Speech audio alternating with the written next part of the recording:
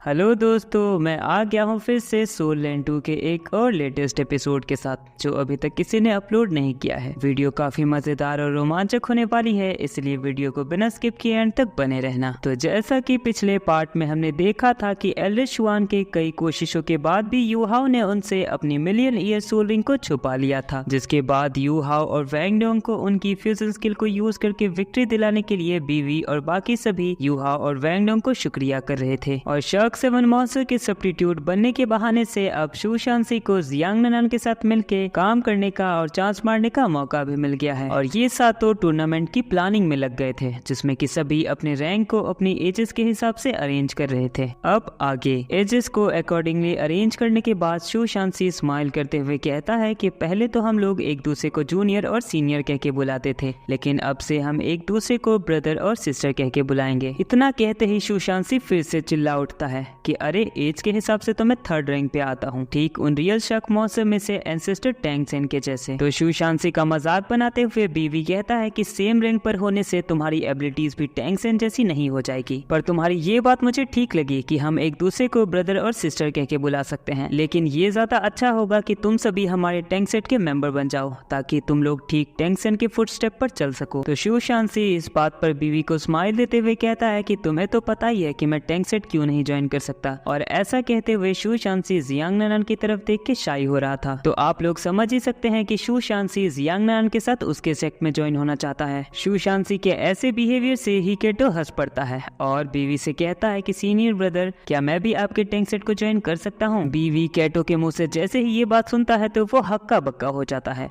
क्योंकि केटो पहले से ही क्लास 4 का सोल इंजीनियर है, साथ ही डीन फैन का इनहर्टिंग डिसिपल भी है और सोल टूल डिपार्टमेंट में केटो की स्टेटस भी बीवी के मुकाबले कहीं ज्यादा है। इसीलिए बीवी केटो से पूछता है कि भला तुम इतने हाई स्टेटस के हो फिर भी हमारे टैंक सेट को ज्वाइन क्यों करना चाहते हो। बीवी ऐसा सवाल इसीलिए करता है क्योंकि वो सारी बातें क्लियर कर लेना चाहता है ताकि बाद में कोई भी मिसअंडरस्टैंडिंग ना रहे। तो केटो स्माइल करते हुए इसकी वजह बताता है कि सोल टूल डिपार्टमेंट में यू हाओ टैंक सेट के हिडन वेपन के कई सारे कॉन्सेप्ट्स यूज किया करता है, इसीलिए मैं भी टैंक सेट के हिडन वेपन को स्टडी करने के बारे में सोच रहा हूँ। और ऐसे भी एक सोल इंजीनियर के तौर पे मैं किसी और सेक्ट को ज्वाइन करने से रिस्ट्रिक्टेड भी नहीं हूँ, और अगर मैं टैंक सेट को ज्वाइन करता हूँ तो मेरा आपको सीनियर ब्रदर कहना भी ज्यादा सूट करेगा। अब इतनी ज्यादा हाई स्टेटस और ग्रेट एबिलिटीज वाले सोल इंजीनियर को बीवी अपने सेक्ट में आने से मना कैसे कर सकता है, इसलिए वो तुरंत राजी हो जाता है। और अब इसी के साथ शू शांसी और जियांग ननान को छोड़ के शार्क 7 के सारे सब्स्टिट्यूट्स टैंक सेट के डिसिपल बन गए हैं। ही केटो का टैंक सेट में जाने का डिसीजन बिल्कुल सही था, और इससे केटो को एक ये फायदा मिलेगा कि उसे हिडन वेपन की अच्छी खासी नॉलेज हो जाएगी। लेकिन इन सभी को टैंक सेट में ज्वाइन करने के लिए बीवी ने तो परमिशन दे दी थी, पर टैंक सेट की मास्टर अभी टैंगिया ही है, इसलिए उसकी परमिशन के बिना कोई भी टैंक सेट में ज्वाइन नहीं कर सकता है। टैंगिया की परमिशन लेने के लिए और उसे ये गुड न्यूज देने के लिए बीवी सभी के साथ टैंगिया के पास आता है। ये खबर सुनते ही टैंगिया भी काफी खुश हो जाती है और केटो को टैंक सेट ज्वाइन करने के लिए खुशी खुशी परमिशन दे देती है, क्योंकि उसे भी पता है कि इतने एडवांस सोल टूल आने की वजह से टैंक सेट डिक्लाइन में जा रहा है, इसीलिए टैंक सेट को भी हाई लेवल के सोल इंजीनियर्स की जरूरत है उसके कमबैक के लिए। वैसे आउटस्टैंडिंग और टैलेंटेड डिसिपल टैंक सेट को अच्छी खासी रेंज की फाइटिंग पावर तो दे सकते हैं, लेकिन अगर टैंक सेट को अपने पास्ट की ग्लोरी वापस गेन करनी है तो उन्हें एक अच्छी खासी इनकम की सोर्स भी ढूंढनी होगी। और सोल टूल्स ना कि सिर्फ टैंक सेट को एक सोर्स ऑफ इनकम देगी, बल्कि पूरे कंटिनेंट में उनकी स्टेटस को राइज होने का मौका भी प्रोवाइड करेगी, क्योंकि सोल टूल्स और टैंक सेट के हिडन वेपन की इंट्रीगेशन से जो वेपन तैयार होगा वो सच में बहुत ही एडवांस और पावरफुल होगा। और यू हाओ ने तो इस पे काम करना भी शुरू कर दिया है, लेकिन यू हाओ टैंक सेट का सिर्फ अकेला ही सोल इंजीनियर था, पर अब उसका साथ देने के लिए लेवल 4 का सोल इंजीनियर ही केटो भी आ गया है। और जहाँ तक ही केटो की काबिलियत की बात है तो वो डीन फैन का इनहर्टिंग डिसिपल है, तो केटो के टैंक सेट ज्वाइन करने से टैंक सेट की स्ट्रेंथ काफी हद तक बढ़ जाएगी। और जब से टैंक सेट डिक्लाइन में चल रहा था तब से टैंक सेट में सब कुछ एक सिंपल तरीके से ही किया जा रहा था, लेकिन ही केटो के टैंक सेट ज्वाइन करने पर टैंगिया ने टैंक सेट की एक इंडक्शन सेरेमनी अरेंज की है। सभी लोग इस सेरेमनी को काफी मजे से एंजॉय कर रहे हैं। उसी दौरान इन सभी को शू शांसी और जियांग ननान भी ज्वाइन करते हैं और फिर सभी एक साथ मिलकर डिनर करते हैं और फिर अपने अपने रूम में वापस चले जाते हैं। तभी ही केटो यू हाओ के रूम के बाहर आके उसे आवाज लगाता है कि जूनियर ब्रदर, मुझे तुमसे कुछ अकेले में बात करनी है। केटो को इस तरह से बेचैन यू हाओ ने कभी नहीं देखा था, मानो जैसे केटो की आंखों में बड़ी ही चिंता झलक रही है। अब उन दोनों को अकेले में बात करने के लिए वैंग डोंग यहाँ से ये कह के चला जाता है कि आप लोग बात करो, मैं थोड़ा वॉक करके आता हूँ। वैंग डोंग के जाते ही यू हाओ ही केटो के पास घबराते हुए आता है और उससे पूछता है कि सीनियर ब्रदर क्या हुआ, आप चिंता में लग रहे हैं। आसपास की एनवायरनमेंट भी काफी चिंता भरी लग रही है। पूरा आसमान डार्क हो गया है और चमकदार तारों को बादलों ने अपने पीछे छुपा लिया है। आसमान की तरफ देखते हुए केटो यू हाओ से कुछ बोलने के लिए एक्शन लेता है, पर इसी पल अचानक वो रुक जाता है। यू हाओ को बड़ी ही घबराहट सी होने लगती है क्योंकि आज तक उसने केटो का ऐसा रूप नहीं देखा था। मानो ऐसा लग रहा हो जैसे ये केटो नहीं बल्कि कोई और ही है। और केटो का स्वभाव भी पूरी तरह से बदला हुआ लग रहा है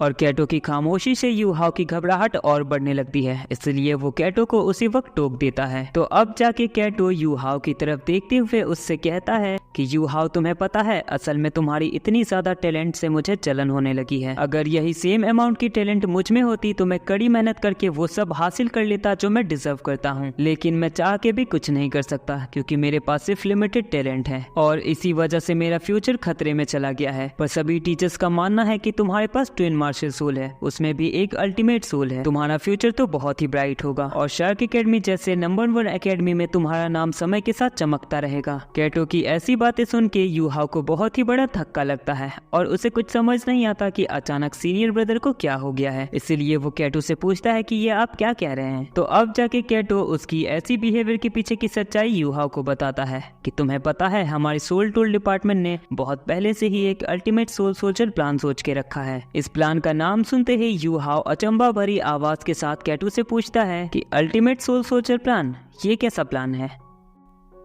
तो केटो यू हाओ को बताता है कि ये हमारे सोल टूल डिपार्टमेंट का सबसे इम्पोर्टेंट प्लान है जो कि इसीलिए बनाया गया है ताकि हम सन एंड मून एम्पायर के सोल इंजीनियर से इक्वल टर्म में फाइट कर सकें। इस प्लान को बनाने के पीछे सोल टूल डिपार्टमेंट का ये मोटिव है कि डिपार्टमेंट एक अल्टीमेट सोल्जर बनाना चाहती है जो कि अकेले ही पूरे बैटलफील्ड की सिचुएशन और कंडीशन को संभाल सके। और अगर कोई बंदा अपने अंदर इतनी पावर्स और स्ट्रेंथ डेवलप कर ले तो जाके वो अल्टीमेट सोल्जर कहलाता है। तो ये सुन के यू हाओ क्यूरियस वे में केटो से पूछता है कि क्या एक दुलाऊ टाइटल वाला बंदा अल्टीमेट सोल्जर नहीं बन सकता। तो इसके जवाब में केटो अपने सिर को झुकाते हुए कहता है कि नहीं, क्योंकि एक टाइटल दुलाऊ बैटल की सिचुएशन को बदल सकता है लेकिन उसमें पूरे बैटल के निगेटिव आउटकम को पॉजिटिव में बदलने की क्षमता नहीं होती। वहीं एक अल्टीमेट सोल्जर अलग है, वो पूरे बैटल को अकेला ही बदलने का कारण बन सकता है क्योंकि उसकी स्ट्रेंथ की कोई भी लिमिट नहीं होती। साथ ही वो अलग तरह के एडवांस सोल टूल बनाने और उसे यूज करने के भी लायक होता है। केटो की इन बातों से हम अंदाजा लगा सकते हैं कि एक अल्टीमेट सोल सोल्जर कोई कमांडर नहीं होता